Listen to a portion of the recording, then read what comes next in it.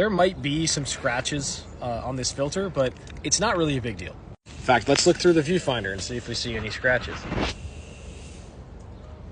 It's gonna be difficult to tell through the viewfinder, but no, you don't really see anything.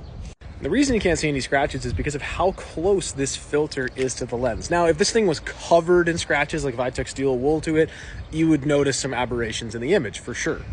But it's the same principle as when we film through a fence, right? I tell people, get as close as you can to the fence, use the longest focal length you have, which right now is 70 millimeter, and we're at f2.8. If you hold this right up, you don't see a fence at all in the image. And again, that's because of how close that fence was to the front of the lens. Like, you'll see photographers when they're using a big 400 millimeter, they'll even have their hands like inside the lens hood like this, and their hand doesn't show up in the image because it's such a long focal length and such a low aperture that the camera doesn't even know their hand is there.